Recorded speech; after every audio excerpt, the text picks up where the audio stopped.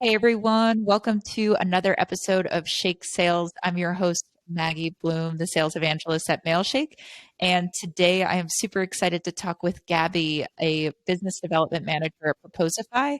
And Gabby has started at Proposify about a little under 3 years ago as a BDR, and she's already worked her way up into a managerial role. So today the topic is really just talking about Gabby's journey in the past 3 years of where she got to today. But Gabby, thanks so much for being on here, and you mind taking some time to introduce yourself? Yeah, sure. Thanks, Maggie. Yeah, I'm super excited to be here. And like Maggie said, I've been at Proposify for 3 years and started as an inbound BDR there, then moved into outbound prospecting, which sort of got my transition into the team lead, and now I'm managing a team of four BDRs, and I've just found a real passion for all things business sales development and love coaching, and like I'm like that weirdo that loves cold calls. So yeah, I'm super pumped to talk to you. Yeah, awesome. I know, and I feel like with both of the industries that we really talk to and sell into, it's like we talk about sales a lot, and Yeah. we talk about it on LinkedIn a lot too. So we're like probably these sales nerds that talk about it a lot, but especially cold calling. So I'm excited to get into this. But yeah, just with your transition, I mean, like starting as an inbound BDR at Proposify a little under 3 years ago to getting into a management position now there is like incredible growth. So, how has that transition been for you? Definitely like more challenging than I expected. I think a lot of people think that, well, a lot of BDR, SDRs think, the only route is AE. But Hmm. there's so many more routes you can go, whether it's BDR manager or maybe even into like marketing or customer Hmm. success. Like there's so many things you can do from the role. And um, yeah, I think I honestly thought that managing was going to be not a walk in the park. Obviously, I knew there would be challenges, but um, it's been really interesting. Like just the over the last year, like training and ramping my own team and learning every day from them. Um, but I would say like I don't know, the biggest thing was that I had other leaders around me that Hmm. believed in me and that like helped to give me confidence in, my own managerial abilities. And Yeah. also like just I'm a person that likes to like I ask lots of questions and um like I do a lot of networking, and I was reaching out to really like anyone who had a team leader, BDR manager title. I was reaching out to everybody and just asking them like, how do you do it? And just Yeah. taking the advice from others around me. Even I would do that as a BDR, and I found like that was one skill that helped me in both roles. So like, networking is something that obviously like in any sales role it's going to help you in so many ways. And Hmm. um, yeah, I've relied on my network for a lot of advice when it comes to like managing and transitioning into the role from the rep role, because it's very different. And one quote that I'm sure everyone's heard, but it's what got you here won't get you to where you need to be. Yeah. And that really resonated with me, stepping into this role. So it's just something to think about, like, okay, like this is a completely different role than what I used to be in, and I need to Yeah. like seek out like different mentors, and I have great mentors at Proposify too that can help Hmm. with that transition too. Yeah, absolutely. And I love what you said about, being a BDR, the next step isn't always an AE. And I think a lot of BDRs think that way. And of course, that's a great path to go on because you start Yeah. in this opening role to a closing role. But you're right. There's like, I think the SDR BDR position is very like much a launch pad. I used to kind of tell people that when I was one myself and I was getting into other roles. Like when I first started as a BDR and I went into sales recruiting to recruit BDRs. And Hmm. that's not a typical path to AE. And then later on, I did become an AE because I wanted to get back in sales and in that closing role. But yeah, there's so many different avenues that you can go, and just like remembering that for other people out there, it's like you don't have to become an AE. You can do Yeah. whatever you want with that role afterwards, or not whatever, but you can do a lot with it A lot. going into it. For sure. But what are some, like a few tips? I know you said, you didn't think it was going to be a walk in the park becoming, a manager, from going from a Mhm. BDR to a manager. But what are some tips that you can give people who are maybe like fresh in a BDR management role? Um, got some tips. I would say, I think like getting to learn your direct reports is really important. One thing that in the beginning I used to think like, okay, this is how I did it. This is how I was prospecting. Like, how can I copy and paste that to my four BDRs? But then I quickly learned that that's not really a great way to manage people. And Yeah. just because you did something one way, like I'm sure there's lots that your team can learn from you, and they'll take some of your best practices. But getting an idea of like, okay, what are they really good at and how can I leverage that? Hmm. That's going to make them happier. And like just overall like have a better relationship with your reports as well.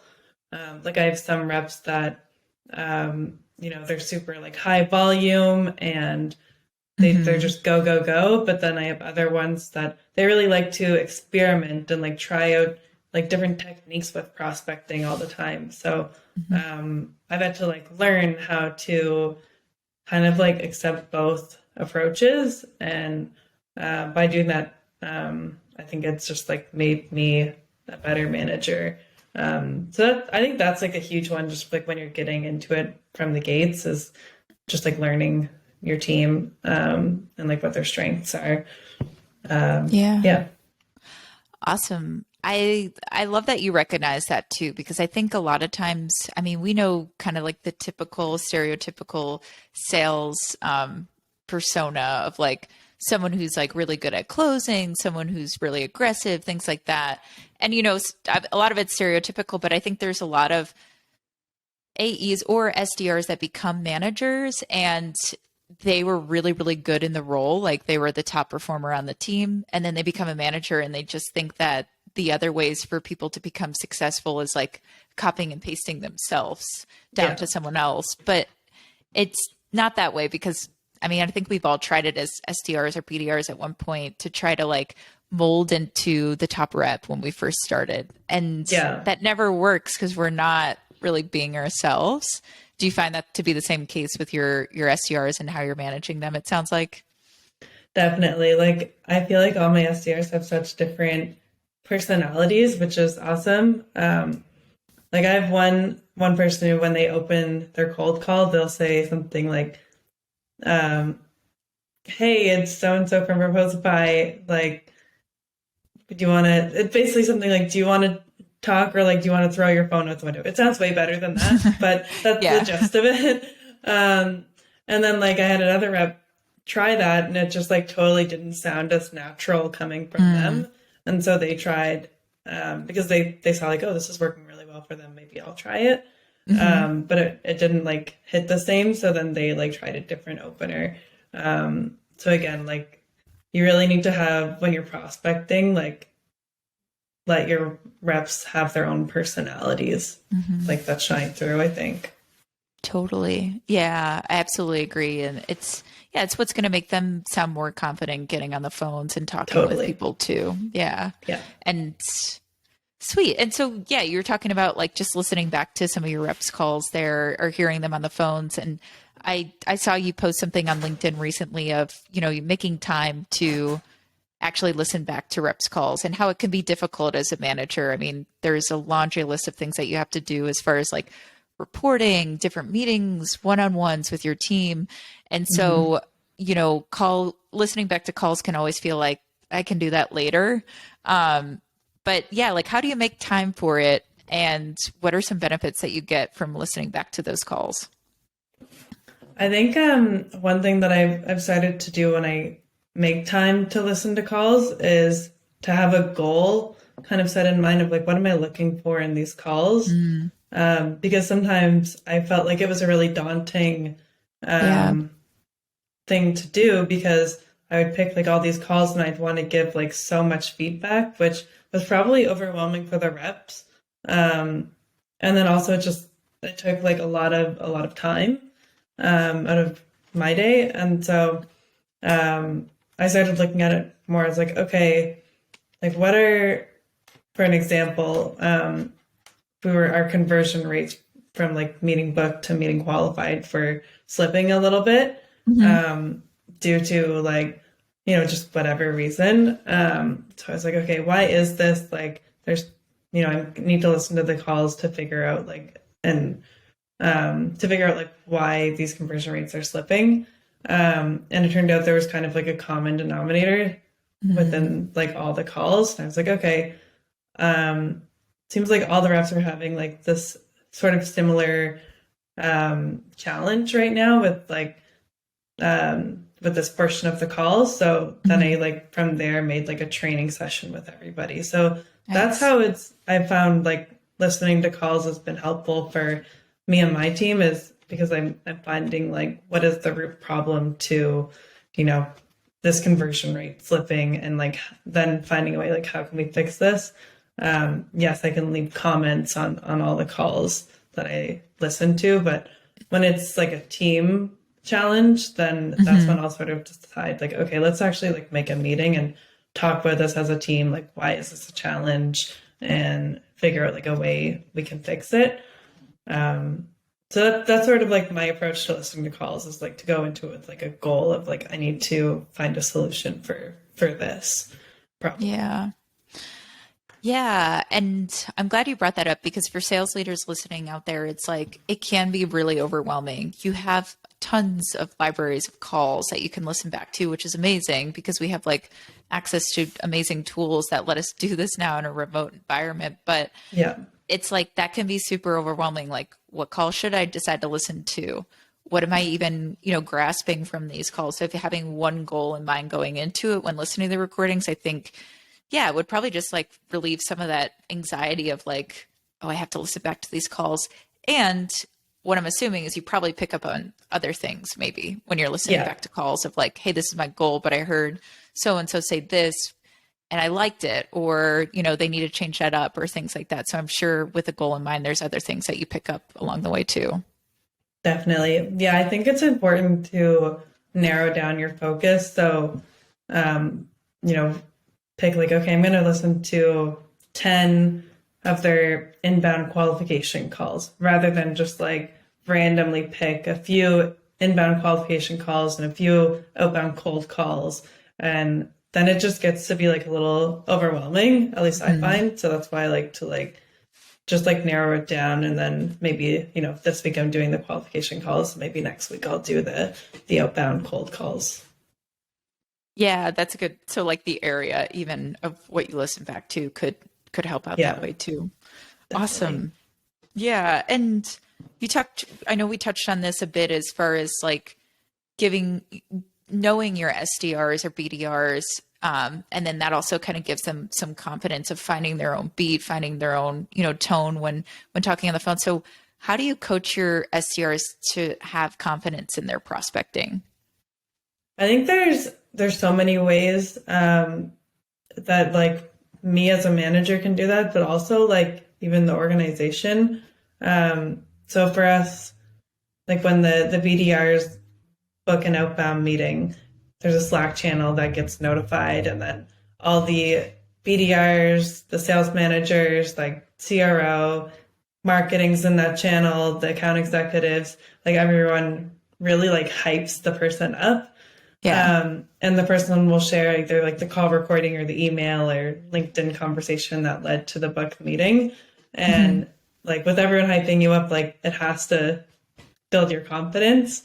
So we do a Totally. lot of like celebrating wins, and it's not even just for booked meetings. Like sometimes it's, um, hey, I tried this new video, and like I actually got some responses, and like even Hmm. just like hyping them up for that. So I think like those things, that's like an easy thing that managers can do. And I don't think enough managers do that. And it's Hmm. like it's so easy just to celebrate wins. Hmm. We even have like a company wide kudos channel where I'll do Oh, I that love too, that. or like I'll shout them out on my LinkedIn page. Hmm. Like if someone books an awesome meeting with like a great logo or something, like I'll say like, oh, this SDR like crushed it, and make a whole post, and it's just like really exciting. Hmm. Um, I also like, I think they know that I'm here to support them and Hmm. offer advice. So if they are stuck, like maybe they get a response that they don't really know how to handle, whether it's like through email or an objection, like they know they can come to me for coaching and advice on like how to handle those, and that I'm here for them, and I'm not here to judge them. So I really try and like make sure that they know like that I'm in their corner as well. And I think that sort of gives them confidence too. And I ask them like about their ideas too. I like to hear, I don't want to say like these are all my ideas that you have to Yeah. do. I give them, but then again, I also tell them like you don't have to take my idea. Like Hmm. I want to hear yours too, and then work on it together. So that's sort of the approach that I'm taking. But I'm always open to learning about how others are like getting their reps to feel more confident, because especially in this role, like there's so much objections and so many Hmm. no's that like it's like the most important thing, I think. Yeah. I mean, just in the sales role alone, especially with the SDR being on the front lines, it's like they get the most amount of rejection, even over AEs, because at least when an AE starts talking to someone, they're typically more qualified. But then the stigma that sometimes people have about BDRs at companies, like I know I've been referred to, luckily not a lot, but like as an appointment setter or like a meeting booker. You know what I mean? Yeah. So it's like that alone. And I think that's why we need to, like you said, like even just having the whole company recognize when a BDR books like a meeting with a big brand or tests Hmm. out a new video that worked really, really well for them, and having that kudos from everyone and being recognized that way too. Because yeah, it's, a lot, it's they deal with a lot of objections and a lot of, yeah, rejection too.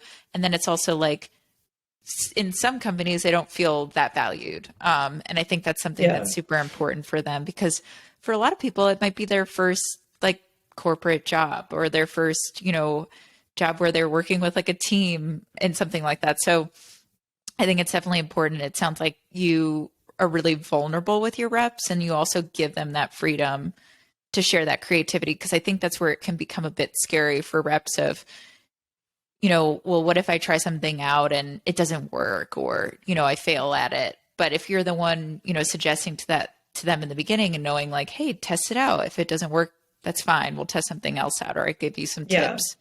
So I feel like that's super important to have in there. Definitely. Yeah, and like you said, like I do try and be vulnerable with my reps. Like, so I find if I tell them, hey, like even just the other day, I was feeling like our one-on-ones were really stale. Hmm. And I was like, we need to change this up. Like, I don't think I'm getting enough out of this, and I don't think they are either. So we did like a whole like one-on-one meeting tear down where like we basically talked about everything we didn't like about our one-on-ones, and then talked about the ways we can improve them and like change them Mm. going forward. It was a really great meeting, and I kind of started off by saying like, hey, I don't think I'm doing like a great job with one-on-ones. Like, and I want to be better and better support you. Like, so let's figure out a way like we can do that. And I think by me sort of acknowledging like you're not going to be perfect at your job all the time, so by acknowledging like the times when maybe you're not, I think will also make them feel more comfortable with saying like, hey, I don't think this call went very well, like what do you Hmm. think I could have done better? um because like I don't know, if you show vulnerability to someone, like they'll probably Show feel it more back. comfortable to do it back. Yeah. Hmm. I love that. More people need to be like you in leadership positions of, well, just being vulnerable with those types of things, because I think sometimes we get in the mindset of like, hey, we need to look good for this, or I put this meeting in place for a reason, but it doesn't mean that, of course, one-on-ones are important, but it doesn't mean Hmm. that the style of your meetings may not work for everyone on the team. Also, like Yeah. maybe the way you run your one-on-ones is different for all four of your team members on there because some like a Hmm. certain way that you do it and some don't. So it's like just trying to figure those things out, but then also being able to admit like when something isn't flowing or isn't right there too. I think it makes the BDR a bit more vulnerable in those positions. Yeah, Yeah. definitely. Awesome. Well, Gabby, thanks so much, for your insights and, congratulations on this recent transition into Thank being a you. manager on the BDR team at Proposify. Yeah, just some things that I definitely took away from this is, yeah, making sure that you get to know your BDRs. And it seems like you do a really good job of that, just like from the beginning, how they can add creativity and, yeah, also getting their feedback there. So I really appreciate you coming on here and yeah, thanks so much for listening to Shake Sales as well. Thanks so much. This was so fun. I'm so glad we got together and jammed out on these topics. Yeah, and if anyone listening wants to connect, I'm always down to network. So just hit me up on LinkedIn and we'll chat all things SDR leadership. Awesome. Awesome. Gabby, you said the thing that I forgot to ask you is where can people find you, which most of the time On these days is, yeah, LinkedIn. Yeah. mostly that's the answer, but you never know. I got someone the other day that said Twitter. So, I'm but not on Twitter, so don't look yeah, for me there. me neither. But awesome. Yeah, you can follow Gabby Siddle. And she is a BDR manager at Proposify. So you can find her there. But thanks so much again. Thank you so much, Gabby. Bye. Thanks.